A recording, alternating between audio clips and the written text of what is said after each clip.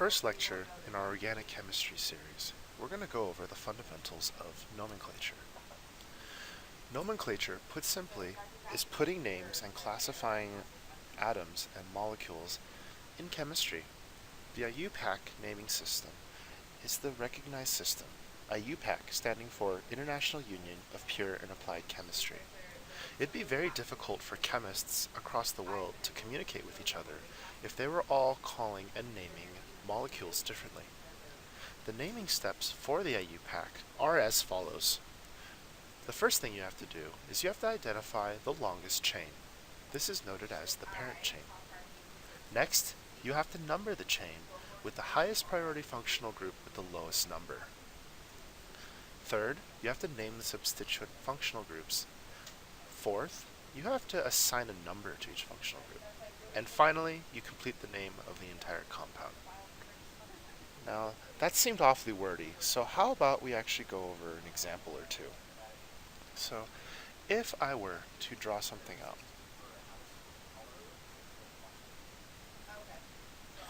so if I were to have something listed like so, what would I do to name this? Well, let's talk about it. So first things first, we gotta find the longest chain. For this particular compound, the longest chain is noted here. How do we start the name? Well, we gotta figure out where the functional groups lie when we number the chain. And we want to number the chain so that we have a functional group at the lowest number. So we'll start like so. So 1, 2, 3, 4, 5, 6, 7, and 8. So what is this parent chain going to be called? It's going to be called octane. Octane meaning because it is an alkane without any double or triple bonds. Now that this is done, let's name off the functional groups. For starters, if we look at position 3, we have 2 methyl groups. Position 4, we note a ethyl group, and position 5, we note a isopropyl group. In general, when you list off functional groups, you want to list them off alphabetically. So when I name this compound, it'll be position 4, ethyl, position 5, isopropyl, and position 3, note there's 2 methyls, so 3, 3, dimethyl, and then our parent chain noted as octane. There you go. There's a naming convention for this compound. Note, your functional groups will vary and won't just be carbon-based. So sometimes you'll have things like alcohols or amides, but we'll go over how to name these and assign these later in this lecture. For starters, let's go into hydrocarbons. They're the backbone of organic chemistry, since organic chemistry is carbon-based. Starting off with alkanes. These are simple hydrocarbon molecules with the formula C of N to H of 2N plus 2. They use Greek prefixes during naming. These include meth, eth, prop, bute, etc. You should be pretty familiar with these already. They end with the suffix ane, alkane. So butane, methane, propane, octane, etc.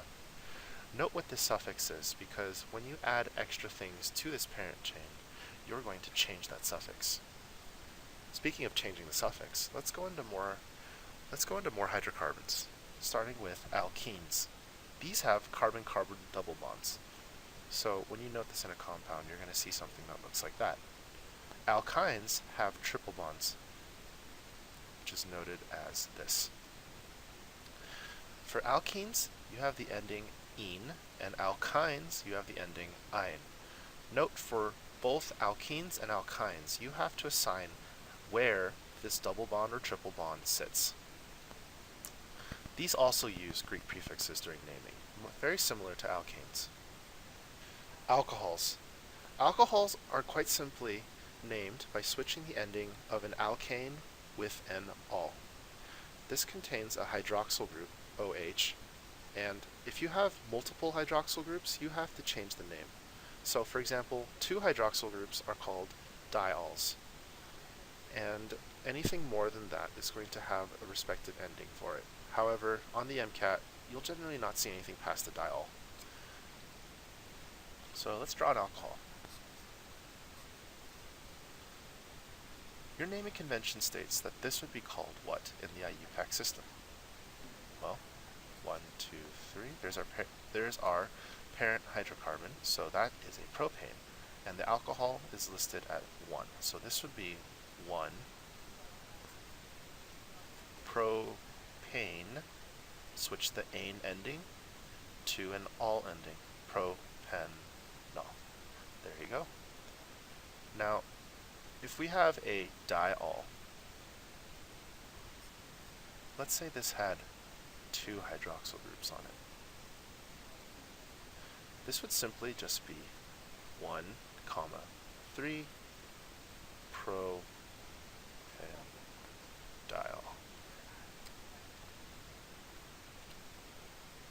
Aldehydes and ketones.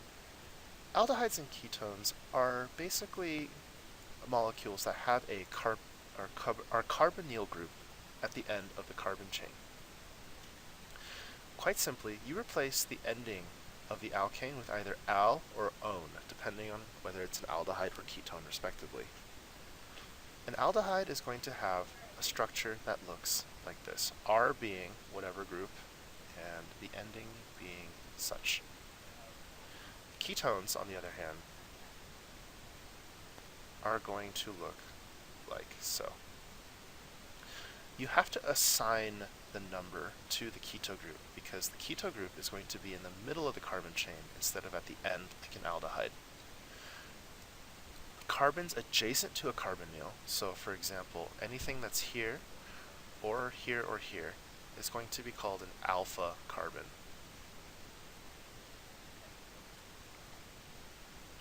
Carboxylic acids and derivatives. Carboxylic acids are molecules that contain a carbonyl group and a hydroxyl group on a terminal carbon. So it's kind of like an aldehyde, except it's got a hydroxyl group instead of a hydrogen. So there it is right there. You replace the alkane ending with the suffix oic acid.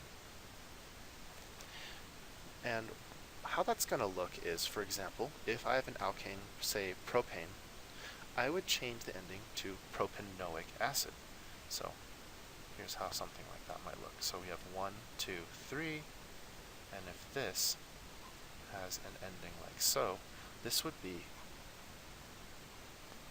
propanoic acid. There are some common carboxylic acids that you are going to have to be able to recognize. For example, they have some common names.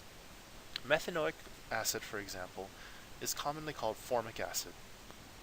Ethanoic acid is commonly called acetic acid, and propanoic acid is commonly called propionic acid.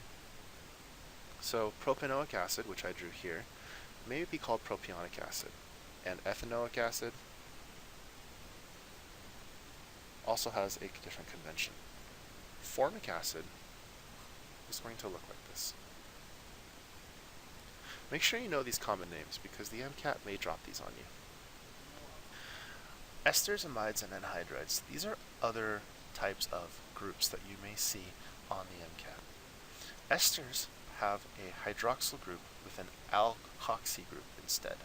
So you replace the oic acid ending with the suffix OA.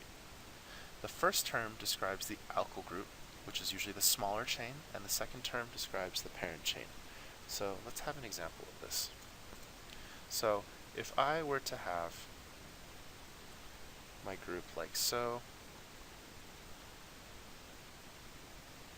and it were to go off like that, how would I name this?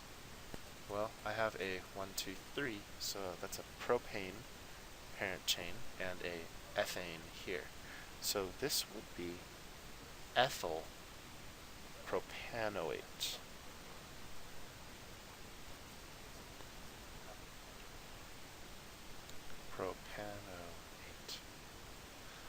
how you would name this. And as you can see, it's a very systematic naming convention. Amides. All that this is saying is that the hydroxyl group is replaced with an amine group, and you have to just change the suffix to amide. So let's go over an example of this. So if I had this compound right here, I would simply call this dimethylamide, and I would use NN. N is to just simply state that there is a nitrogen. So I have NN dimethyl ethanamide, excuse me, dimethyl ethanamide. And these N's are just to denote that these methyl groups are attached to the nitrogen. Anhydrides, these are formed when a water molecule is removed and it bonds two carboxylic acids. You replace the acid suffix with anhydride. So let's draw one out real quick. So if I have this right here, how would I name this? This would be ethanoic anhydride, or acetic anhydride as a common name. So we have ethanoic anhydride. This is just saying that both of these are ethanes, ethanoic. Note that it's not always going to be completely parallel and even like this. Sometimes you're going to get one side that has a different parent chain than the other. Because of the nature of anhydrides, you often see these in cyclic compounds. So for example, if a molecule were to switch around and bind to itself, if it had a carboxylic acid ending on both sides of the chain, you might have it bend around and bond with itself, like so. This is called succinic anhydride. In organic systems, you will often see molecules bonding to themselves, very similar to this. I know that was a lot to go over, so here's a handy chart to help keep straight how to name different compounds. So that'll do it for this lecture. Make sure you understand how to properly name compounds. It's going to make it very difficult to progress through organic chemistry and biochemistry if you don't know how to recognize and name the compounds you see. Please join us in the next lecture as we go over organic isomers.